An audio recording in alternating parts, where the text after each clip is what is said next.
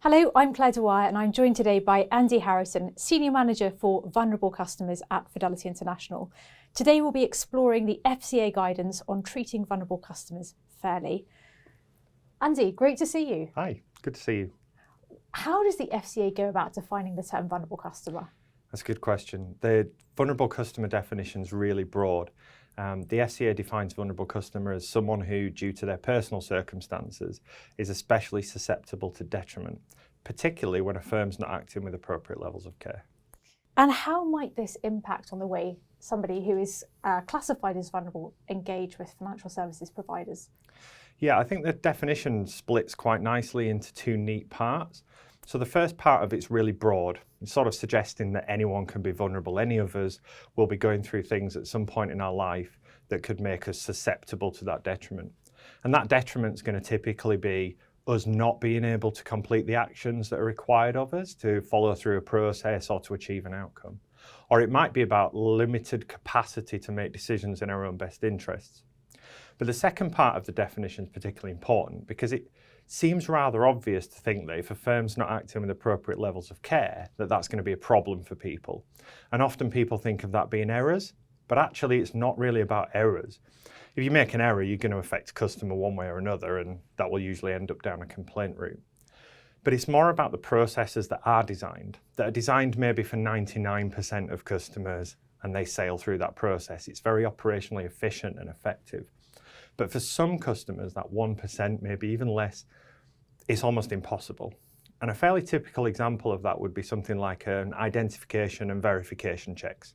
Really important, protects the customer, protects the business. And they're fairly simple processes, but they're often designed to gather information that people might not necessarily just know. So a lot of customers might use a document that you've sent them to gather that information and provide it for you. And if you're reading out a customer reference number or the exact name of a fund that you've got an investment with, you're going to need that document to get it right. And using that document's fine until you've got a visual impairment. And if a customer's blind, it's impossible. And so they're locked out of their accounts. And that's probably the most obvious example of where the process, it's no error, that's how it's designed, and it just doesn't work. So it's about firms ultimately setting themselves up for success. Yeah, absolutely. So Andy, some customers might not like the term vulnerable, right? How does the FCA think about that? Yeah, the FCA has been really helpful in this area. So yeah, you're right. Vulnerability is a term that a lot of people won't identify with. People like to retain their independence. And also people often overrate their own capability and overconfident in what they can achieve. And so that term's just kind of redundant. And the FCA recognises that whilst it's become a good shorthand in the industry and we're all used to that term and we know that it refers to such a wide array of activities, but actually when we're talking to customers, we can use terms like additional needs or additional support that you might require to meet those needs. That language is really, really important.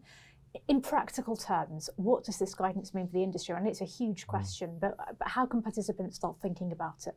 Yeah, and I think it means a lot of things. There are some key elements for sure.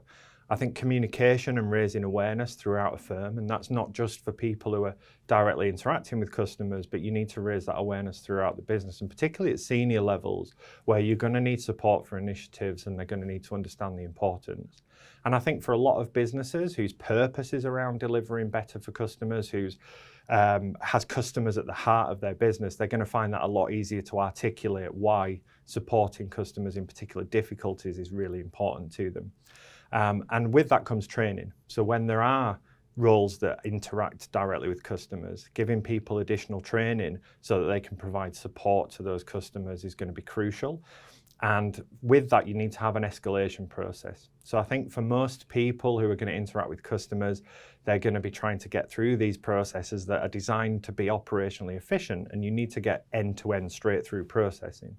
But when you get a complex case, a difficult case where that person doesn't know what to do, then you need to have a route out, and that's your escalation process. So giving it to people who've got a bit more specialist knowledge, a bit more experience, and that's giving those people the tools and the capability and the confidence to navigate those conversations, some of which are really, really sensitive and difficult subjects.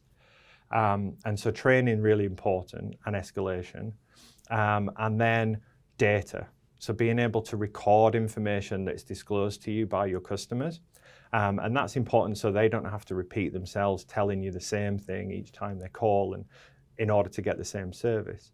But also you need to be able to understand what types of customers you have in your customer base, what types of difficulties they have.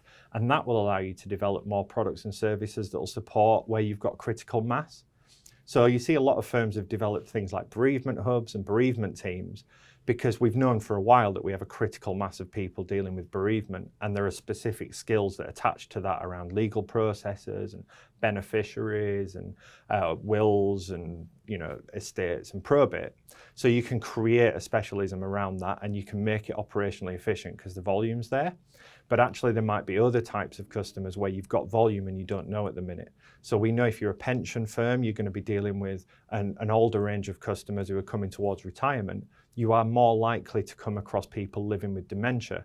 And it may be that dementia, dealing with things like power of attorney and those other legal processes, again, if you've got a critical mass, you can create a service that specialises and supports those customers. So really interrogating that data very effectively. Yeah.